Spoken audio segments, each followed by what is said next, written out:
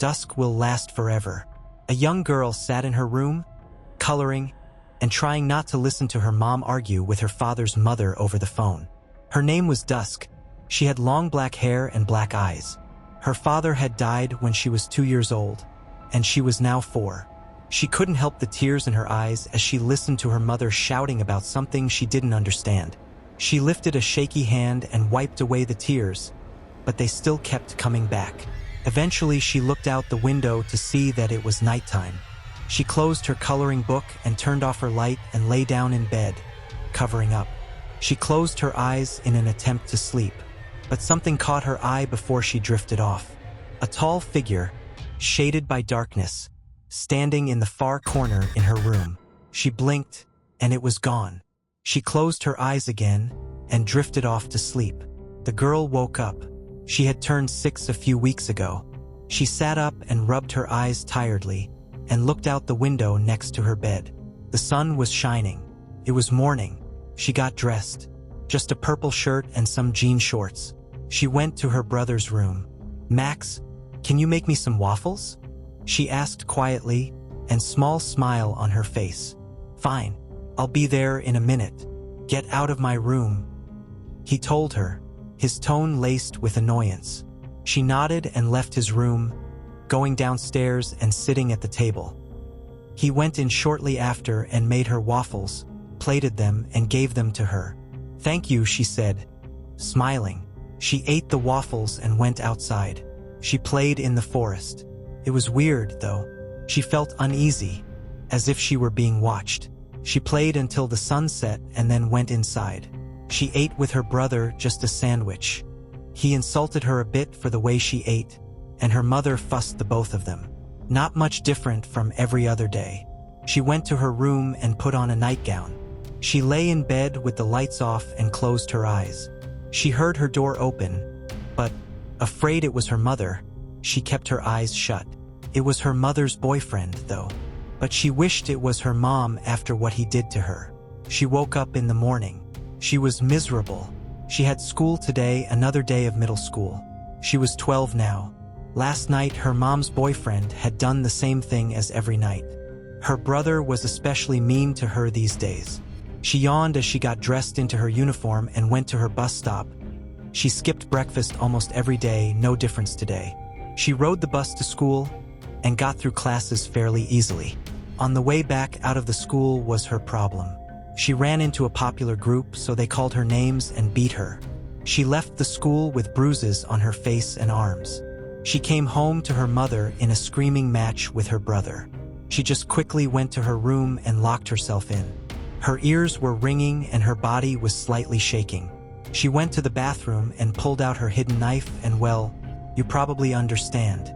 She covered her wrists with her sleeves and hid the knife. She went back to her room and changed into a white tank top and some gray sweatpants. She drew some and then she went to bed. Her dream was mostly darkness. And then she heard screaming and then the room lit up. She was killing a woman.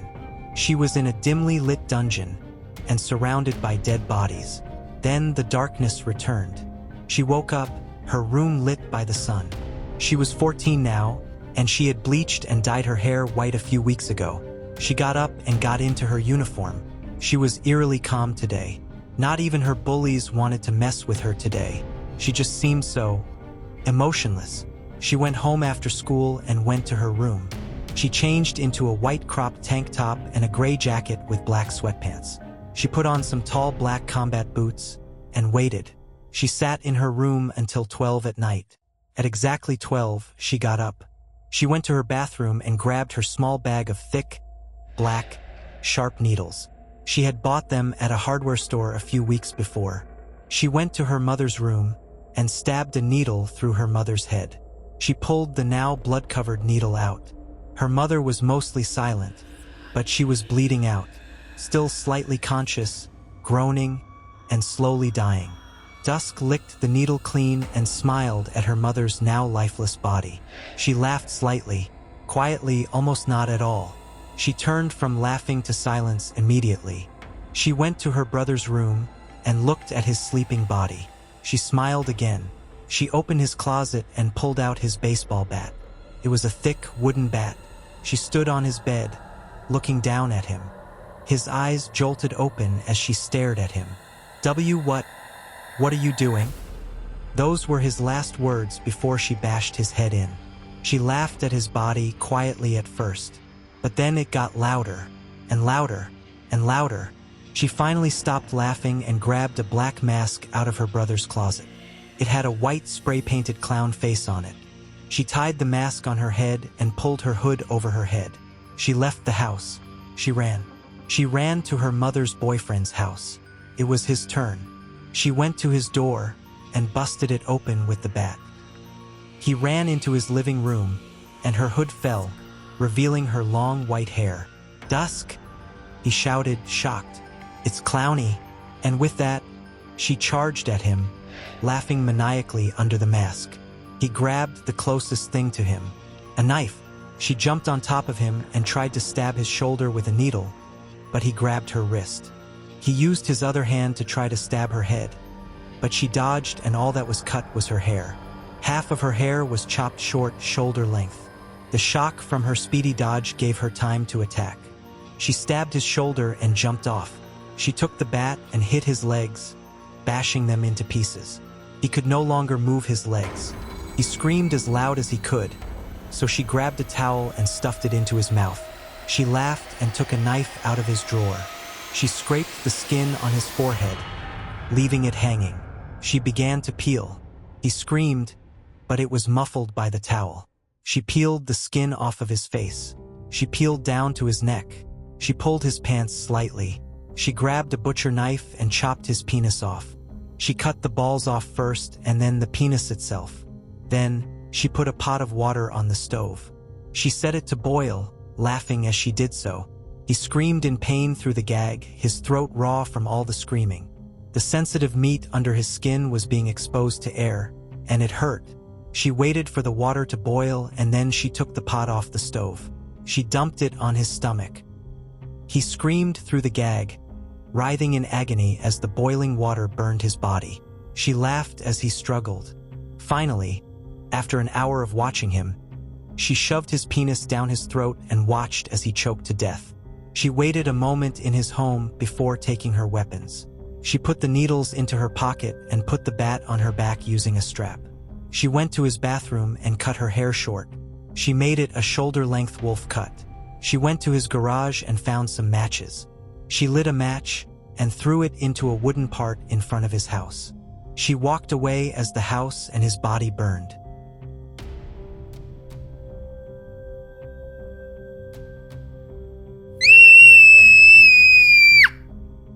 The whispering fade. I don't know if anyone will believe this, or if anyone should. I barely believe it myself anymore. But please, I need someone to know, even if it's strangers on the internet. Someone has to know that none of this is real, except it all was. At least I thought so. Started nearly 2 years ago. I was 16. I remember that clearly because it was my birthday. My mom, dad, and sister all gathered around a small chocolate cake, singing off-key as they laughed and cheered. It was one of the last good memories I have, and I don't even know if it really happened anymore. Because after that night, things began to go missing. Small things at first. My books would disappear from the shelf, or a sweater I'd worn would vanish only to reappear in a place I hadn't left it. I thought I was just being forgetful. And then it was my little sister. One night, she was there, sleeping in the room next to mine, laughing at my stupid jokes over breakfast, rolling her eyes at my cringy attempts to be the cool big sister. Then one day she wasn't. I went to wake her up for school. Her bed was neatly made, her room spotless, but there was no trace of her. My heart froze. I called out for her. Mom came in, looked at me like I'd lost my mind, and said, "You don't have a sister, Hayami?" Just like that, she never existed. They told me I was imagining things, but how do you imagine someone's voice, their laugh, the warmth of their presence? I felt like my brain was on fire, trying to piece together the feeling of her, the proof that she was real. But there was nothing. Not a single photo, not a scrap of clothing, not a hint of her existence. And the worst part? No one else remembered her. It didn't stop there. My friend KG was next. I met him in middle school. Our friendship built over years of late-night gaming, walking home together after cram school, and swapping ghost stories just to freak each other out. But one day, we were walking down the hallway at school, and I turned to say something to him, and he was gone. Completely. I asked everyone, our classmates, my teachers, my parents, if they'd seen him, but no one even knew his name. His desk was gone. His name wasn't in the yearbook. Not a single teacher remembered him. And all I had left was this hollow feeling in my chest, like something had ripped him out of my life, leaving only the memory. A memory that felt less real every time I tried to hold on to it. As days turned into weeks, I started to see things. At first, I thought it was my mind playing tricks, like the outline of a figure just outside my window, or the soft murmur of voices late at night. Voices I couldn't quite make out but somehow felt I should recognize. Shadows that lingered too long, whispers that seemed to fade just as I turned to listen. But then it began to take form. It never had a shape I could name. One moment, it would be a formless shadow, sliding up the walls or stretching along the ceiling.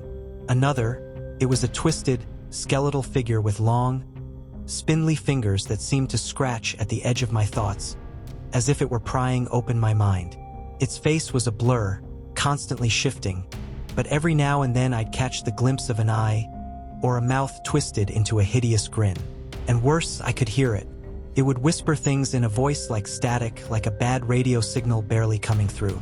It would say my name, over and over, Hayami, Hayami, at first, and then other words, things I couldn't fully understand, but they felt like commands, like it was trying to pull me into its world, to make me disappear just like Keiji and my sister. I started keeping notes, writing everything down just to prove to myself that I hadn't gone insane, that this creature, this thing was real. I'd write down every detail I could remember, every face that vanished, every friend who suddenly stopped existing. But each time I looked back at my notes, some of the words were smudged, or pages would go blank. At school, no one seemed to notice when students vanished. I could point to a desk and say, that's where Yuki used to sit, but they'd look at me with blank faces, as if Yuki had never existed, as if she'd been a figment of my imagination. My family thought I was sick, maybe even dangerous. My mom found my notebook one day and called it nonsense, tossing it in the trash as if it were garbage. But I had another copy. I kept it close, hidden, terrified that if I let it go, I'd forget, too. And then, there was the night of the event. That night is burnt into my mind like a scar, and no matter how many people I ask, how many times I tell myself it couldn't be real, I know it was. It was 3 a.m., and a feeling of dread washed over me, a sense of something horribly wrong. The lights in the house flickered, casting everything in a sickly, unnatural glow. And that's when I heard them, screams, from all directions, shrieks of terror, as if the entire neighborhood had woken up and was being hunted.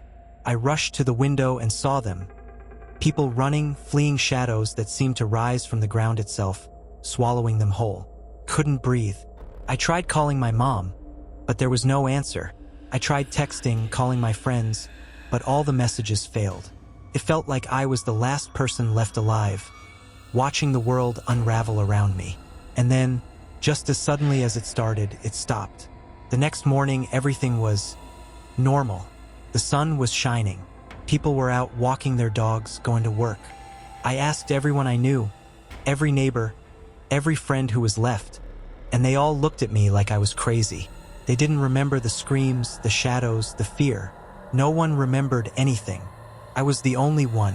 That's when I realized what it wants. It doesn't just want to take people. It wants to erase them, to make it so they never existed. It feeds off memories, devouring them like they're pieces of reality. And I think it's after me now. I don't know how much time I have. Every night, I feel it closer, creeping into my room, whispering my name in that static voice.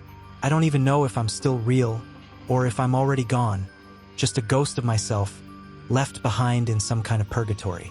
All I know is that each time I write this, it feels harder to remember, like my memories are slipping through my fingers, fading like mist. If anyone reads this, if anyone believes me, Remember me, please, because I don't know how much longer I can hold on.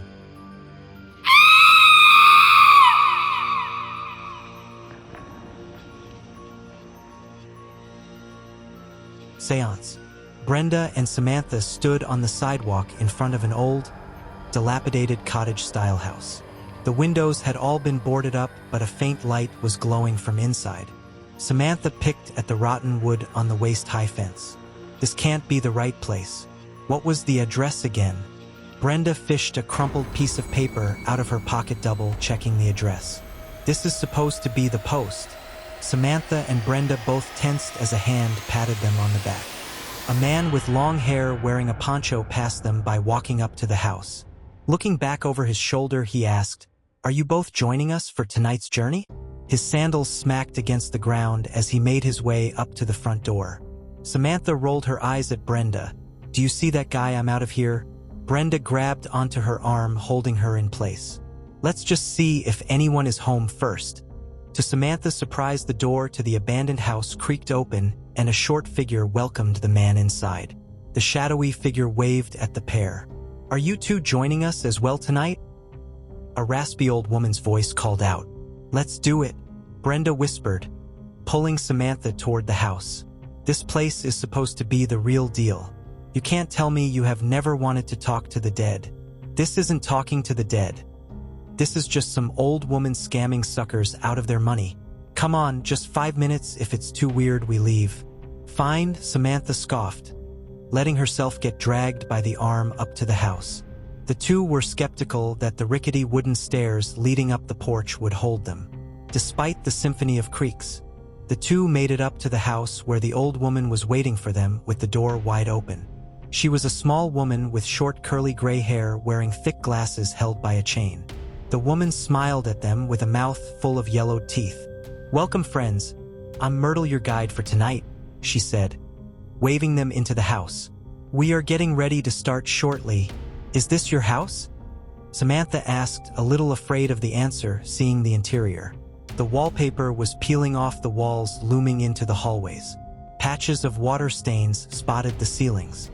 A thin layer of dust coated everything in the house, making it apparent where anyone had walked or touched anything. "Don't be silly. This house belongs to a dear friend of mine. After all, you don't invite the dead into your own home." Brenda nodded cheerfully in agreement, pulling Samantha along with her into the house. Stepping inside, the pair were hit with a damp, musty odor that lingered through the air. "We are almost ready to start. Why don't you two have a cup of tea while I finish setting up?" the old woman said, handing Brenda and Samantha each a cup of cold tea that had been sitting out. "Take your time and head into the dining room when you're feeling ready," the old woman said, disappearing around the corner. "Okay, you know there is no way I'm drinking this. Who knows what that old hag laced this with?" Samantha whispered, dumping out the tea into a pot of dirt. Ignoring Samantha's comment, Brenda took a small sip of her tea, instantly puckering her mouth. "So how is it?" Samantha asked with a grin on her face. "Very bitter. Let's just head into the dining room." The dining room was dimly lit by a large candelabra, for people had settled around a large rectangular table draped in black tablecloth. The old woman was sitting at the middle of the table, adjusting the 2 candles in the candelabras. The man in the poncho was sitting to her right, leaning back in his chair. An anxious couple holding hands sat across from the old woman. 2 chairs were pulled out from the table, waiting. Brenda took a seat closest to the couple, forcing Samantha to sit down next to the old woman. "Remember what we agreed," Samantha muttered over to Brenda. She didn't acknowledge the comment, turning to cheerfully introduce herself to the couple. "What brought you all here tonight?" "We are here to talk to our son." "Oh, I'm so sorry." The old woman set out a brass candle snuffer shaped like a flower onto the table with a loud clang. "Everything is set, and we are ready to get started. We will be communing with the spirits tonight and inviting them into this house. Contacting the spirits can be dangerous for amateurs, but that is why I'm acting as your guide tonight. Pay close attention to my instructions and commands, and everything will be fine. Now, if you are all ready to begin, let's take a deep breath in and join hands." Everyone around the table began to form a circle, joining hands. Samantha reluctantly reached out, grasping the old woman's hand. The cold, dry sensation sent an electric shiver up her spine. She glanced over at Brenda for reassurance. Seeing her smiling, happily waiting put her at ease. Now it's important that we maintain this circle and keep our eyes closed while working with the spirits.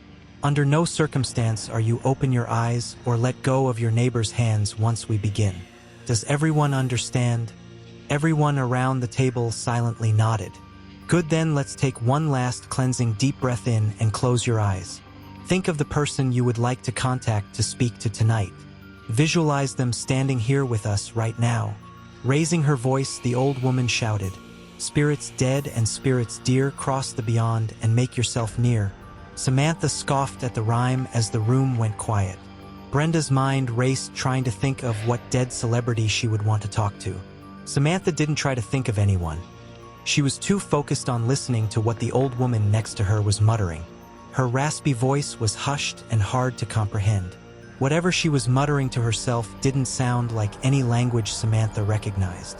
The spirits have heard our message, are joining us. Can you feel their presence? Please, spirits, give us a sign to show us you're here. A door leading into the dining room let out a loud creaking sound, swimming open. If Samantha's eyes were open, they would have been rolling right about now. She knew the sounds were a cheap effect the old woman used to convince suckers. Let's start with the couple since they arrived first. Who is it you wish to speak with tonight? We want to speak to our son, the man eked out. Yes, I can feel his presence with us. Soft rumbles sounded around the old room as the group sat with their eyes closed. They didn't even say his name yet. Samantha muttered under her breath. Brenda tugged and squeezed Samantha's hand, trying to rein her commentary. The old woman cleared her throat, and a chair rattled against the floor, sliding out from the table. More strange noises began to circle around the room, and the woman spoke up. What did you wish to ask your son? This is such an obvious scam, Samantha thought to herself. Making everyone keep their eyes shut and just making random noises around the room to make it seem haunted. She wondered if anyone else had taken a peek yet. Why not her? What could it hurt? Samantha barely opened her eyes, glancing around the table. The dim light from the candles had turned a pale green, casting a ghastly glow on the room. Brenda was still sitting to her left, looking content. At least someone is enjoying themselves, Samantha thought. Looking to her right, expecting to see the old woman operating a soundboard. Instead, she saw a transparent figure with horns wrapping itself around the old woman, whispering into her ear. The figure was pointing around the table at the guest one by one. Samantha's hands subconsciously tightened their grip around Brenda and the old woman. A pair of boots slammed against the table, causing Samantha to jump.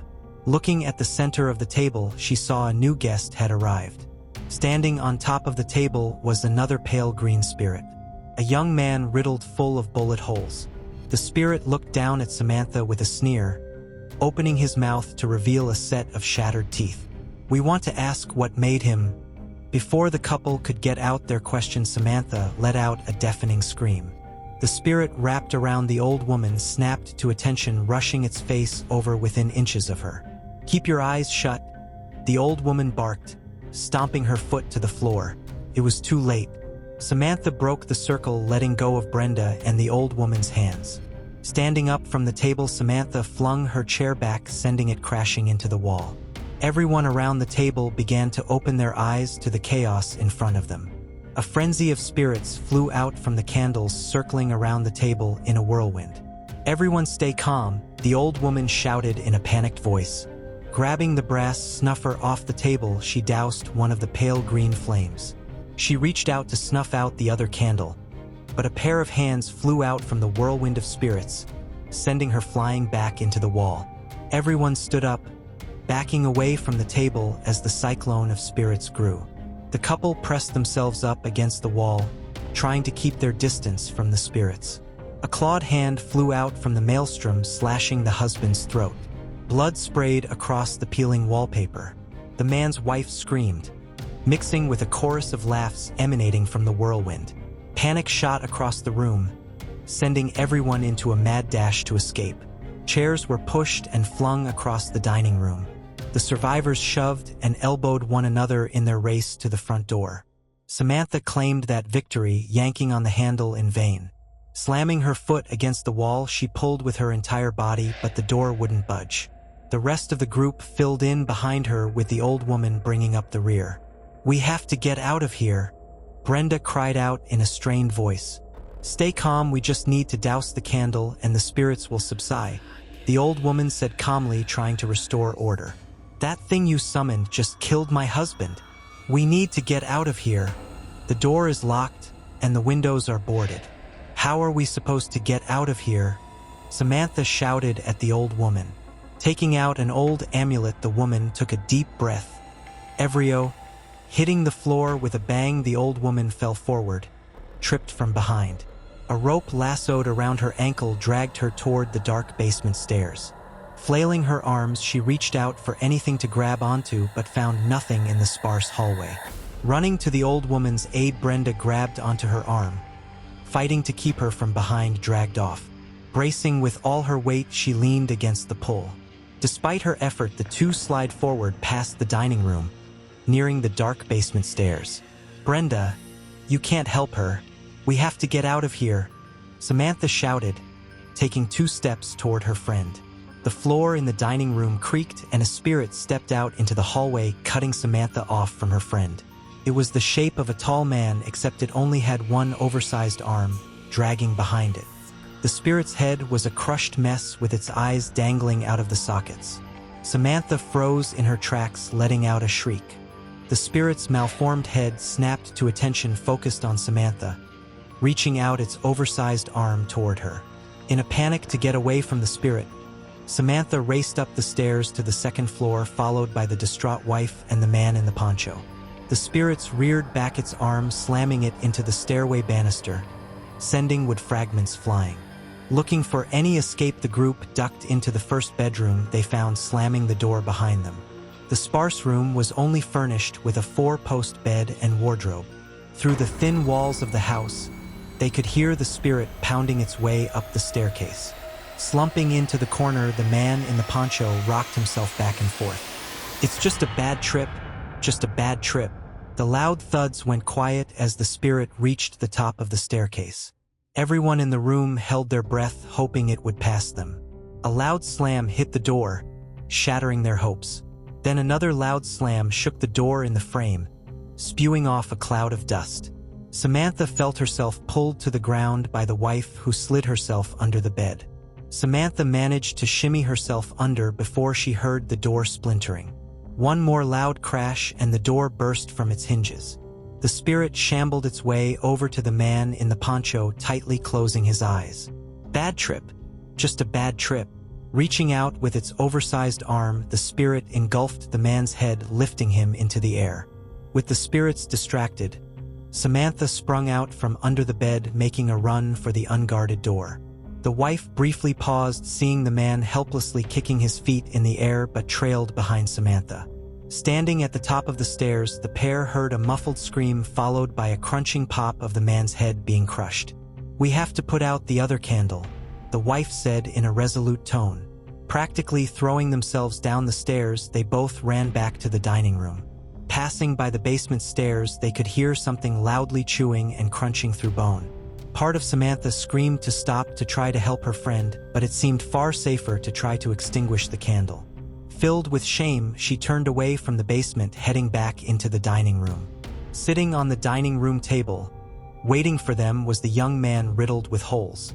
Holding the brass candle snuffer in his hand, he made a wicked smile at the pair. The woman stepped in front of Samantha, cautiously approaching the spirit. "It's me, your mother. Don't you remember me? You have to let us put out that candle." "What, you don't like my new friends?" the spirit said, gripping the woman by the throat, slinging her up against the wall. "Of course you don't. You never liked any of my friends, did you? Please just what, mother?" Samantha eyed the remaining candle, inching her way closer. The spirit laughed, noticing Samantha. "This is what you want, isn't it?" the spirit asked, holding out the brass candle snuffer. His mother reached out her hand, pleading, "Please, just let us put out the candle so you can be at rest."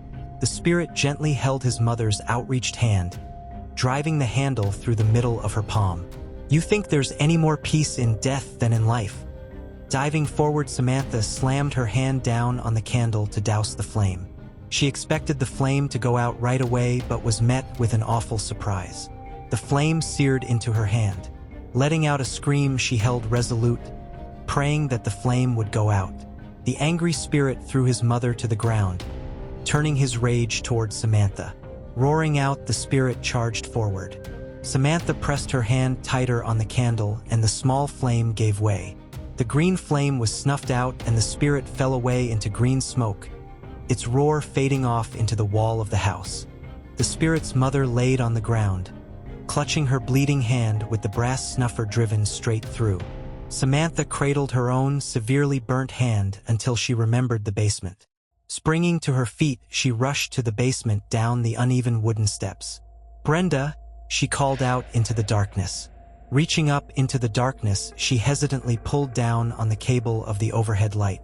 The split second the light flashed on, she fought the urge to turn it back off. Splatters and pools of blood coated the concrete floor. Trembling, Samantha forced herself to look through the room.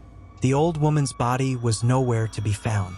Her heart raced seeing Brenda's leg sticking out from behind a cardboard box. Standing over the body of her friend, it felt like she had been punched in the gut. Brenda was covered in blood, missing one of her legs. Tearing off her belt, Samantha tied it tightly around the wound, hoping to stop the bleeding. Not knowing what else to do, she scooped up her friend, carrying her back upstairs. "Call an ambulance," Samantha shouted into the house, unsure if the other woman was still even there. It felt like a lifetime waiting before she heard the sirens call out from off in the distance while she sat clutching her friend. Brenda would make it to the hospital, surviving the encounter, but their problems were far from over. Over the next week, the three survivors would retell their story dozens of times to more and more skeptical law enforcement. 2 dead bodies and 1 missing person wouldn't be swept away as easily as the spirits.